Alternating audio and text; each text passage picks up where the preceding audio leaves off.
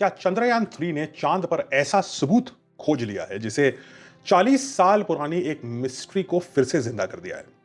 दरअसल इसरो की एक नई स्टडी जारी हुई है जिसके मुताबिक चंद्रयान 3 के प्रज्ञान रोवर, रिमेंबर रोवर था हमारा, उस प्रज्ञान रोवर ने चांद की सतह पर जिस मिट्टी का एनालिसिस किया है उसका केमिकल कॉम्पोजिशन एक बेहद खास लूनर मीटियोराइट से काफी हद तक मिलता जुलता है। जानते हैं स्टोरी के बारे में।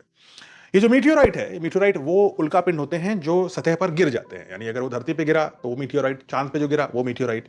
तो ऐसे जो मीटियोराइट होते हैं उनमें से एक का नाम है 81005। और इसकी सबसे खास बात यह है कि यह दुनिया का पहला कंफर्म्ड लूनर मीटियोराइट है, यानी ऐसा मीटियोराइट जिसके बारे में वैज्ञानिकों ने पुष्टि करी है कि यह वास्तव में चांद से आया है। इस मीटियोराइट की खोज 1981-1982 में एंटार्क्टिका के एलन हिल्स इलाके में हुई और अब करीब 40 साल बाद चंद्रयान ने चांद की शिव शक्ति पॉइंट पर जो मिट्टी की जांच करी है उसमें एल्यूमिनियम ऑक्साइड, आयरन ऑक्साइड और मैग्नीशियम ऑक्साइड की मात्रा काफी हद तक उसी 81005 जैसी पाई गई। हालांकि इसरो ने यह भी साफ किया है कि इसका मतलब यह बिल्कुल नहीं है कि यह मीटियोराइट एग्जैक्टली उसी जगह से आया होगा, हो सकता है उसके आसपास हो, देयर इज अ पॉसिबिलिटी। लेकिन इसका मतलब सिर्फ इतना माना जा सकता है कि दोनों जो ये एंटार्क्टिका में मीटियोराइट पाया गया और चांद की जो मिट्टी है वो एक जैसी है, यानी मैग्नीशियम रिच लूनर क्रस्ट से मेल जोल खाती है। यानी चांद के अलग अलग हिस्सों में एक जैसी जियोलॉजी मौजूद हो सकती है।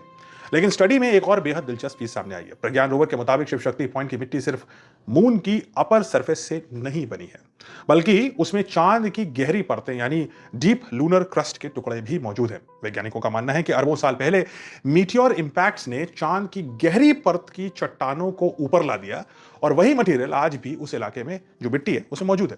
यानी प्रज्ञान रोवर सिर्फ सरफेस नहीं बल्कि मून के जो एंशिएंट इंटीरियर है उसके बारे में भी जानकारी उठा रहा है, क्योंकि जो मिट्टी अंदर से निकली हम उसी को एनालाइज कर रहे हैं। इसरो के मुताबिक यह खोज मून की शुरुआती जियोलॉजिकल हिस्ट्री और इसकी एंशिएंट क्रस्ट के फॉर्मेशन को समझने के लिए एक बेहद बड़ा कदम हो सकता है। यानी चंद्रयान 3 सिर्फ इंडिया का मून लैंडिंग मिशन नहीं है, बल्कि आज भी वो एक वैज्ञानिक जानकारी को जुटा रहा है जो पूरी दुनिया के लूनर रिसर्च को एक नई दिशा दे सकते हैं। हमें चांद के बारे में अभी भी कहानियां बता रहा है। मतलब कई लोगों को लगा होगा कि अब चंद्रयान 3 तो सालों पुराना हो गया, लेकिन कहानियां उसकी अभी भी पुरानी नहीं हुई हैं। तो कैसा लगा आपको हमारा चंद्रयान 3 का रिकॉल? कमेंट से बताइए।